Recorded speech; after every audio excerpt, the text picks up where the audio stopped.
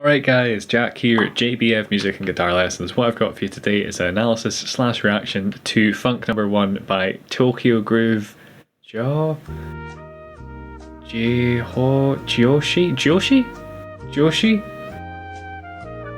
Maybe?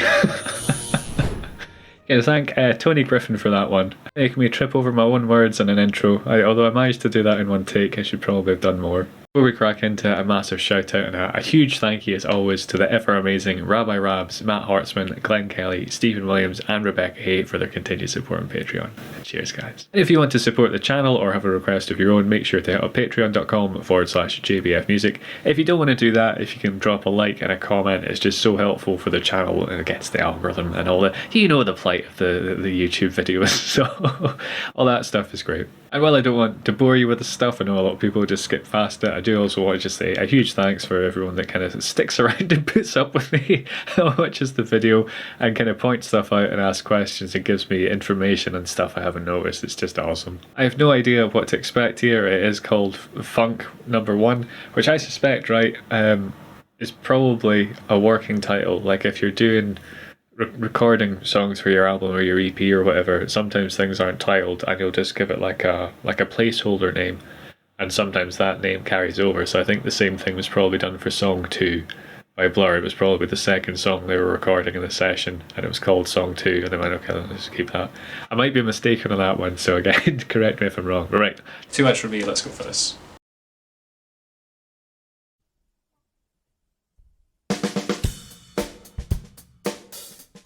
Very tight playing. Nice drum sound. Huge bass tone. Playing behind the beat, which is great. That's what you want. A little bit of funk guitar coming on. That's some kind of probably sampled flute.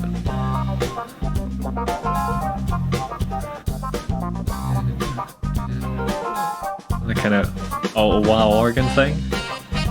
Right, cool. The thing with funk is a lot of the time it's quite simple layers building up, but the layers are orchestrated in such a way that there's a space for everything. So a really simple example would be like, this isn't what they're doing here, we'll break this down in a bit more detail. Say the bass and the drums are going boom, boom, boom. The guitar might go bang, bang. So together you have this. Something else might play a note after the guitar, so you might have.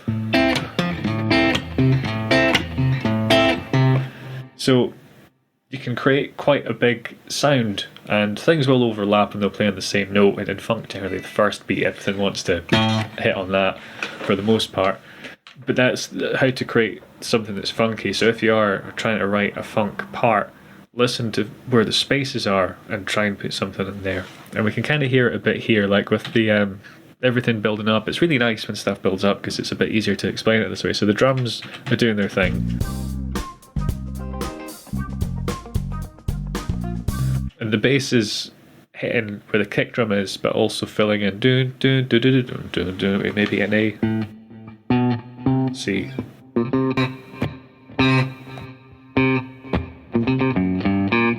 So you will listen, the kick drum isn't going dum dum dum dum dum dum dum dum. It's keeping it more simple. The bass is kind of hitting on the same time as the kick to make that so you know where the beat is, so you want to dance to it. Then putting in little fills so it's not too kind of basic. And you had this kind of probably C minor, the kind of chord over the top from the guitar, and kind of what you call bubble picking. So you hear this, it's on the left speaker here.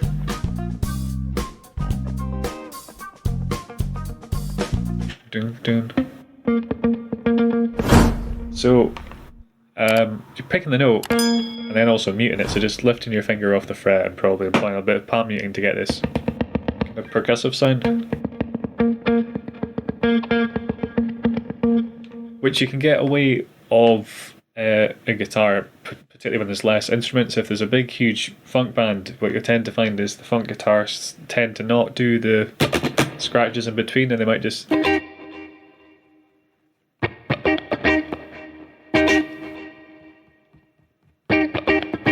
Or if it's a 4-piece or it's kind of smaller, you'll generally hear the guitars doing that kind of thing. Or if you want that kind of shaft, you know, 80s cop show with the wah, that's how to get that sound.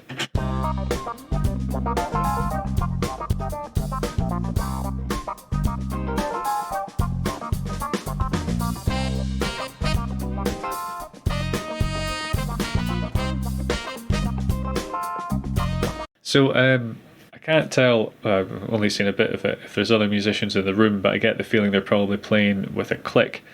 And this kind of works quite well because funk can essentially be a loop. You can have a guitar part that just lasts for like 1 or 4 bars and it can just be repeated. So it's the sort of thing you can just hit bump on your kind of sampler and it can kind of play through it.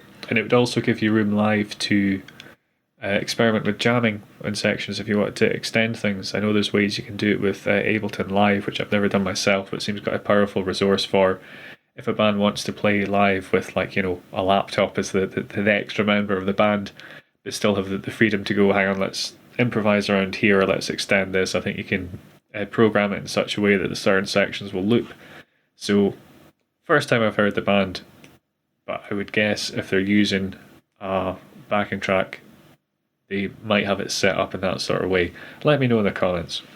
And just a nice, catchy kind of 70s funk kind of melody or headline from the saxophone there.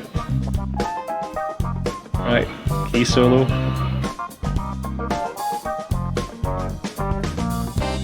So you can hear, like what I was talking about before, how the other instruments are really filling out the sound. Like what the bass and drums are doing is somewhat sparse, but these other instruments,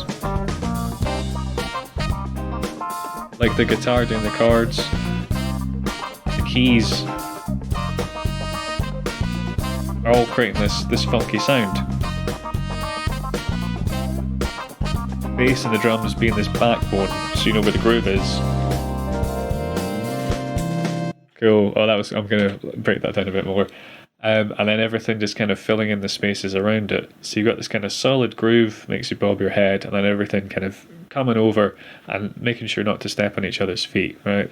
So as well as this kind of like, you know, almost like a mini dancey orchestra thing going on, you also have kind of common chord progressions and stuff in the funk. It does get quite jazzy at times.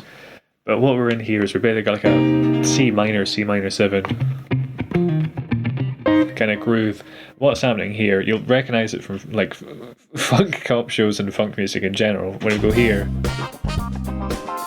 you feel this kind of change. So there, boom. Right, so I think what's happened here is we've gone to a G minor 7. So we've gone from this chord to this one. So it's a slightly different feel in it. The other thing that's happening here is it sounds to me like the bass is staying on the C. So what this does is it gives us a G minor 7, but with a C underneath. So you can hear it's a bit jazzier again. This is a bit of a jazzy chord anyway, right? This G minor 7. And what we put that under, you're essentially getting some sort of C9.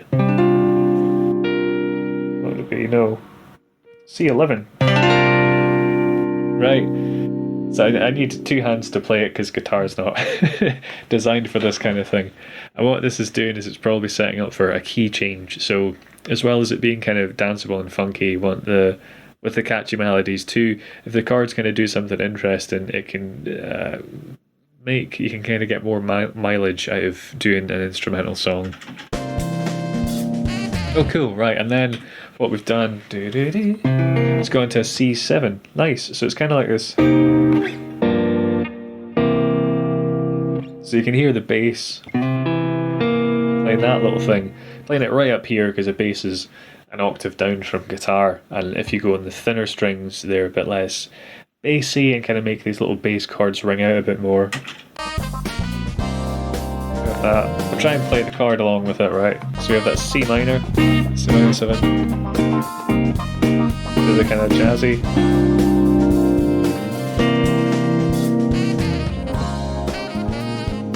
And then we're going to... Okay, that's quite interesting. So the bass line, I'll need to figure out what the chords are doing.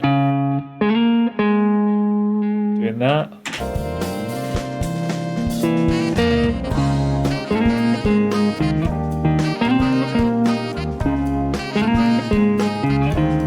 Oh, spicy. So there, you can probably feel it more than anything else. But that suggests there's going to be some other modulation. Modulation, a fancy word for you're changing key. Instead of it all being in C all the time, you move around for the whole thing, right?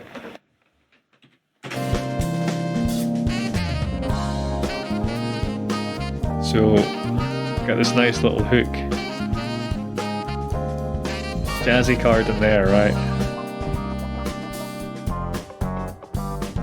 We're back to the main groove, back to the home key as well. So sometimes with these songs, it's like almost a puzzle box of you're in your home key and you want to get away from there, but you want to find a way back as well. And doing that while keeping things a bit interesting and not just going to kind of common chords, which would be like a G and an F, right?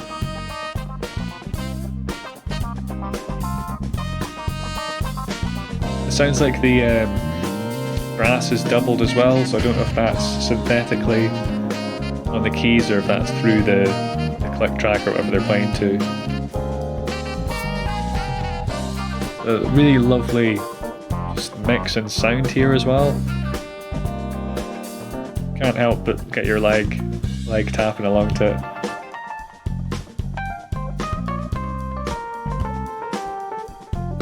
Right, that's an incredibly effective use of dynamics. So the backing track stuff is dropped out. I think the drummers probably loosened their dynamics as well. So by dynamics, I mean you're just not hitting as hard. If you don't hit as hard, it's not as much of a sound. Yeah. You can hear there. So it lets there be more space sonically for this solo, because it's quite a soft sound. You get lost in the mix easily.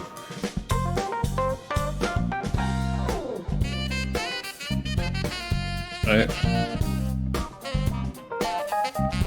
As a side note, this sort of bass line is like my favourite type of one to play.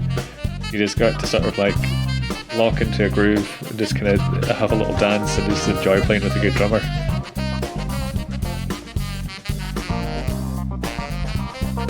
If you listen to the hi-hats, the kind of sound,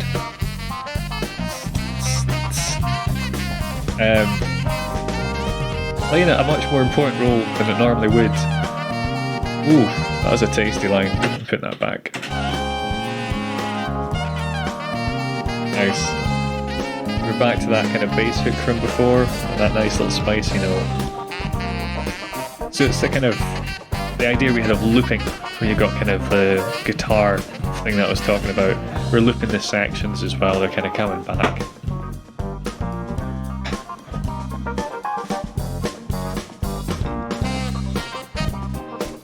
Jazz flute did remind me of the Anchorman sketch there for a second, where he's popping under the toilet doors and stuff.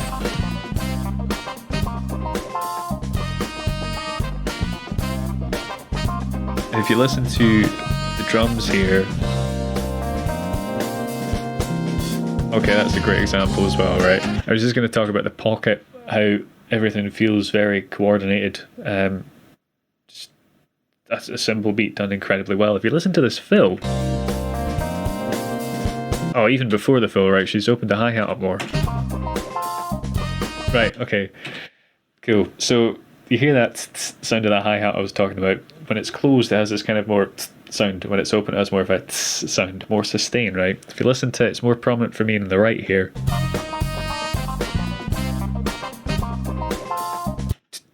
You can hear it there. Nope. There. One more time. Okay. And that's a case of lifting up the left foot, because there's like a pedal on the drums that when you push it down, keeps the hi-hat together. When you lift it up, they open up. And it's something that good drummers will do. They control the how close together the hi-hat kind of, I don't know what you call them, cymbals are. It's a really subtle thing, but it's all these little things that add up to make a song sound more polished, right? And then here, can hear the hi-hats becoming a bit more open, and this is a great way of very subtly increasing the dynamics. Instead of a sound, you get more of a so you can open up that hi-hat, hit it a bit harder, and you get this kind of build. Like there, the hi-hat's totally open. You can hear it's got much more of a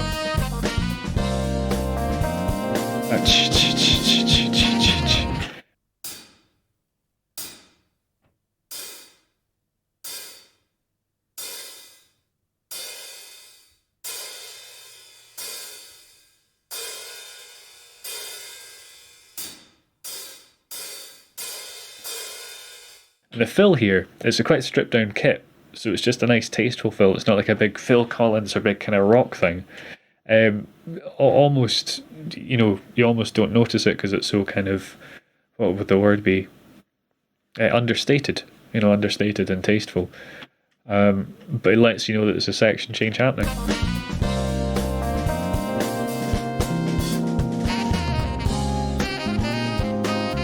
And again, kind of syncopated, so instead of it's kind of a bit more funky, right?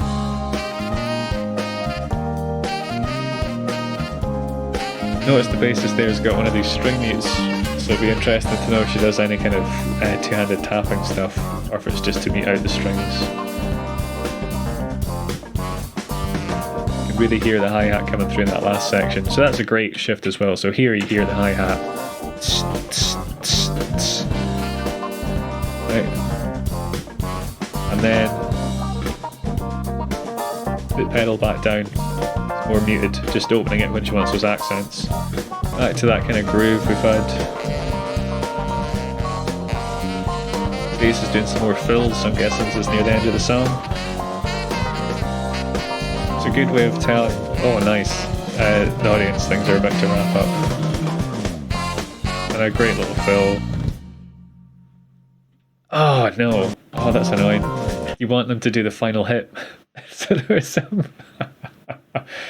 was some unison playing there, so you can hear, to make the funk more effective, instead of all playing separate things, they're coming together. So that kind of boom, boom, boom. Then they're both playing that based in a little fill. You want it to go. You want it to go back to the C. I'm gonna play that.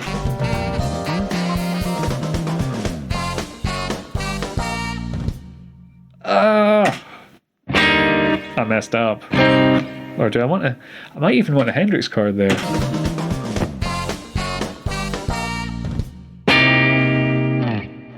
You could potentially get away with a Hendrix chord there if you wanted it more funky and not quite as resolved. Let's find out.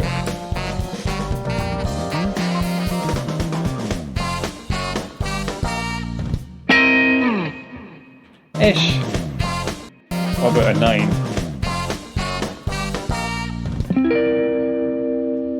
Nah, I think still just the kind of standard C minor. My musician brain wants it to resolve.